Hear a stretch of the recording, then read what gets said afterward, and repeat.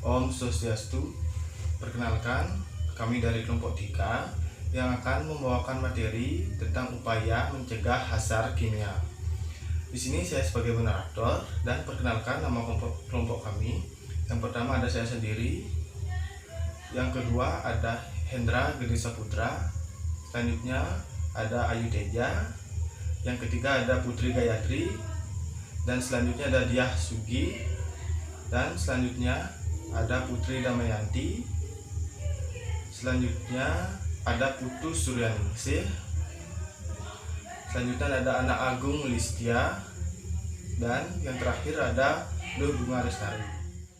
Om Swastiastu. Perkenalkan, nama saya Ibede Hendra Saputra, NIM 111986. Di sini saya akan menjelaskan pengertian hazard kimia. Hazard kimia adalah potensi bahaya yang disebabkan oleh sifat dan karakteristik kimia yang dimiliki oleh bahan kimia. Hazard kimia ini sangatlah berbahaya jika kita tidak mengetahui seperti apa sifat bahan tersebut. Salah satu upaya penting untuk melindungi tenaga kerja dari potensi bahaya yang ada dengan identifikasi bahaya, penilaian risiko, serta pengendalian risiko di tempat kerja yang memiliki potensi risiko bahaya tinggi dan dapat menyebabkan kecelakaan kerja maupun penyakit akibat kerja di masa yang akan datang. Baik, yang pertama ada identifikasi bahaya. Identifikasi bahaya adalah suatu proses yang dikendalikan oleh manajemen dengan menilai hasil akhir dari identifikasi serta menentukan apakah tindakan dilakukan dengan segera dengan bahaya yang terjadi.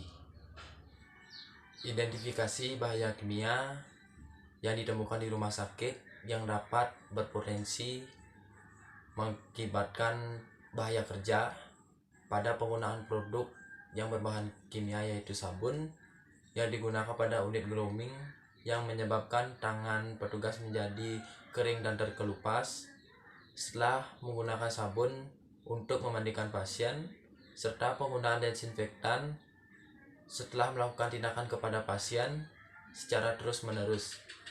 Sekian penjelasan saya, terima kasih, dan selanjutnya akan dilanjutkan oleh teman. Perkenalkan, nama saya Dewa Aiteja Murhidewi, NIM C11119121.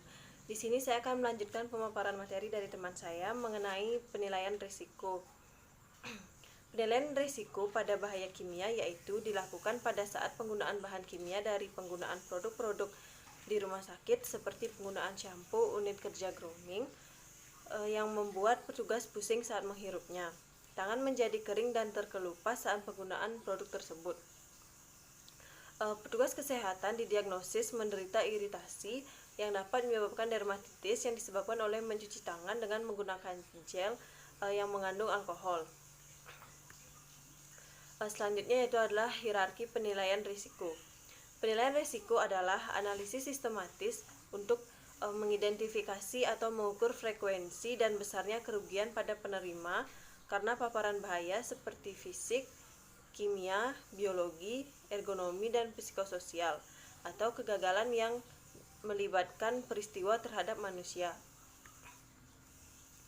Pengendalian risiko dengan tahapan rekayasa merupakan upaya yang dilakukan dengan menurunkan tingkat risiko dengan mengubah desain tempat kerja, menghilangkan atau mengganti otomasi hambatan penyerapan dan pengenceran. Pengontrolan bahaya digunakan untuk mengurangi efek bahaya dengan pengontrolan jenis terbaik untuk digunakan yang menjadi pengendalian teknik bahaya jauh dari sumbernya. Pengendalian secara administrasi. Pengendalian ini bertujuan untuk mengurangi risiko yang dapat menyebabkan kecelakaan kerja dengan upaya pengontrolan berkaitan dengan prosedur, instruksi kerja, dan panduan-panduan termasuk pelatihan dan pendidikan. Sekian pemaparan materi dari saya. Untuk pemaparan materi selanjutnya akan dibawakan oleh teman saya. Terima kasih. Perkenalkan, nama saya Nimade Putri Dugiati Setiawan, NIM C11119106. Di sini saya akan menunjukkan presentasi dari teman saya, yaitu Ayu Teja. Alat pelindung diri atau APD didefinisikan sebagai alat yang digunakan untuk melindungi pekerja dari luka atau penyakit yang diakibatkan oleh adanya kontak dan bahaya hazard di tempat kerja, baik bersifat kimia, biologi, radiasi, elektrik, mekanik, dan yang lainnya. Alat pelindung diri atau APD yaitu sarung tangan, pelindung wajah, pelindung saluran pernapasan, pakaian pelindung atau pakaian laboratorium dan non-steril, alas kaki, dan penutup kepala. Selanjutnya ada substitusi. Substitusi pengendalian ini dimaksud untuk menggantikan bahan-bahan dan peralatan yang lebih berbahaya dengan bahan-bahan dan peralatan yang kurang berbahaya atau lebih aman sehingga pemaparannya masih dalam batas yang bisa diterima. Selanjutnya ada eliminasi. Eliminasi adalah cara terbaik mengendalikan risiko karena risiko terjadinya kecelakaan atau sakit akibat potensi bahaya tindakan. Namun, pada prakteknya, pengendalian dengan cara eliminasi banyak ditemukan kendala karena keterkaitan antara sumber bahaya dan potensi bahaya saling berkaitan atau menjadi sebab dan akibat. Selanjutnya ada isolasi. Isolasi adalah pengendalian risiko yang dimana pengendalian tersebut meliputi memisahkan antara seseorang dengan objek kerja seperti menggunakan alat-alat atau mesin-mesin produksi di ruangan tertutup dengan remote control.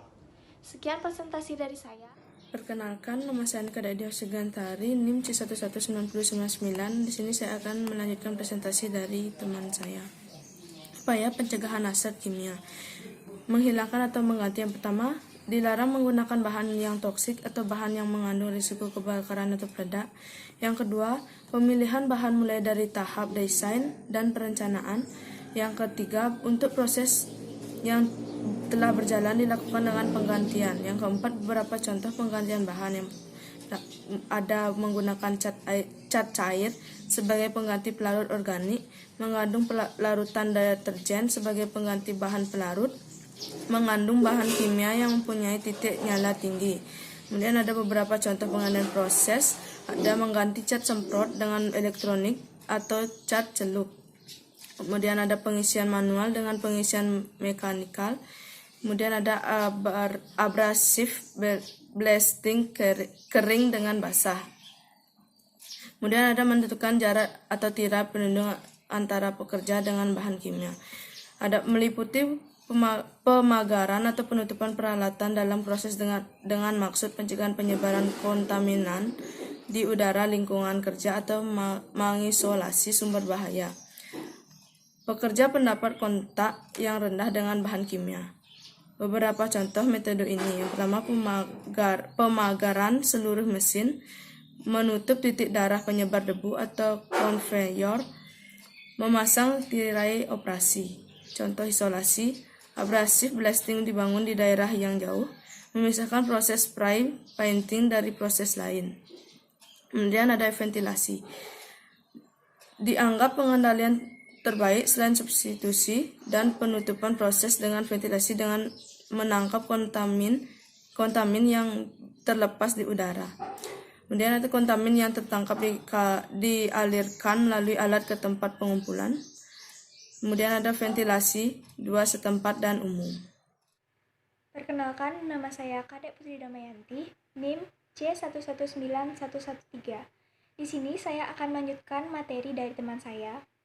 Alat pelindung diri atau APD merupakan pengendalian alternatif terakhir.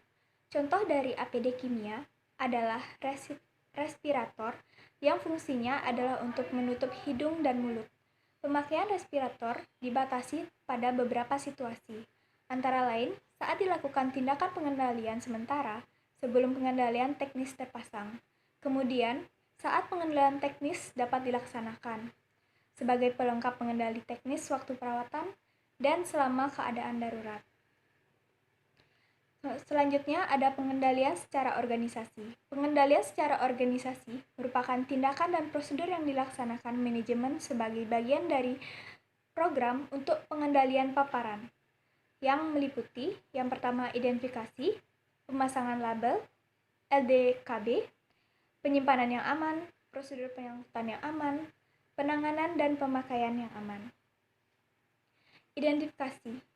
Yang pertama, untuk mengetahui bahan kimia yang dipakai dan diproduksi, bagaimana bahan kimia dapat kontak dengan tubuh, dan bagaimana dapat menyebabkan kebakaran dan peledakan. Kemudian, identifikasi setiap bahan kimia di tempat kerja harus dikenal dengan label yang benar dan LDKB. Selanjutnya, bahan kimia yang tidak mempunyai label dan LDKB tidak boleh dipakai sampai mendapatkan informasi K3 dari pemasok dengan bahasa yang mudah dimengerti. Terima kasih. Selanjutnya akan dilanjutkan oleh teman saya. Baik, perkenalkan, nama saya Niputu Suryaningsih, NIM C119118.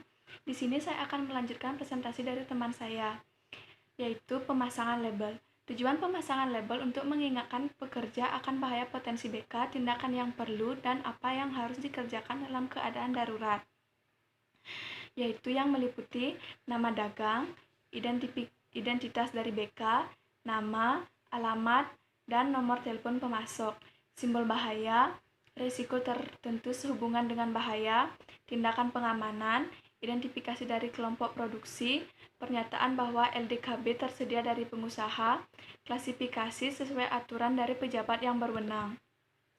LDKB atau lembar data keselamatan bahan, yaitu nama produk dan identifikasi perusahaan termasuk nama dagang dan umum. Informasi mengenai komposisi dari bahan pembuatnya, nama dan alamat pemasok dan pembuatnya, identifikasi bahaya, tindakan P3K, tindakan pemadam kebakaran, tindakan terhadap penyabaran, dan penanganan dan penyimpanan. Baik, presentasi akan dilanjutkan oleh teman saya.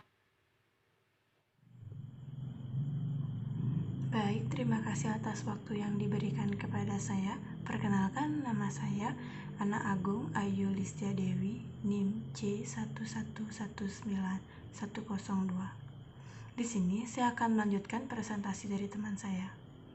Saya akan membawakan materi penyimpanan yang aman. Bahan kimia yang tidak kompatibel tidak diperkenankan untuk disimpan secara bersama-sama. Penyimpanan dekat proses yang tidak kompatibel harus dihindari. Kontainer tidak boleh bocor, berkarat, atau rusak. Harus ada ventilasi yang cukup dalam satu ruangan. Untuk bahan bakar kimia yang mudah terbakar dan meledak dengan syarat: pertama, bahan kimia disimpan di tempat yang dingin dan memiliki ventilasi yang cukup. Kedua, dipisah dari pabrik. Ketiga, dipasang sistem pencegah kebakaran otomatis. Keempat, memiliki akses mudah menuju mobil kebakaran apabila sedang terjadi kebakaran. Keempat, memiliki sirkuit listrik, harus anti peledak. Kelima, kabel listrik, kotak listrik, dan peralatan lainnya harus dijaga dari kerusakan. Dan yang terakhir, tidak boleh adanya sumber radiasi panas. Selanjutnya akan dilanjutkan oleh teman saya. Atas waktunya yang telah diberikan kepada saya, perkenalkan, nama saya Lobunga Lestari, NIM C119108. Di sini saya akan melanjutkan presentasi dari teman saya, yaitu Listia. Prosedur pengangkutan yang aman. Yang pertama, dijaga kerangan dan sambungan agar tidak terjadi kebocoran. Yang kedua, konveyor ditutup agar debu tidak berterbangan. Yang ketiga, hindarkan terbentuknya panas. Yang keempat, kontainer yang mudah terbakar ditutup yang berpegas dan dipasang alat pencegah api pada lubang pipanya. Penanganan dan pemakaian yang aman. Yang pertama, baca dan mengerti LDKB. Pemakaian harus mendapat pelatihan. Pastikan alat pengendalian berfungsi dengan baik. Kontrol bahaya bahan kimia yang lain yang dapat menimbulkan risiko. Periksa APD dan alat K3. Yang terakhir, pastikan alat dalam keadaan darurat tersedia. Sekian dan terima kasih. Baik, sekian video dari kelompok kami. Jika ada kesalahan baik sengaja ataupun tidak disengaja, mohon dipermaklumkan.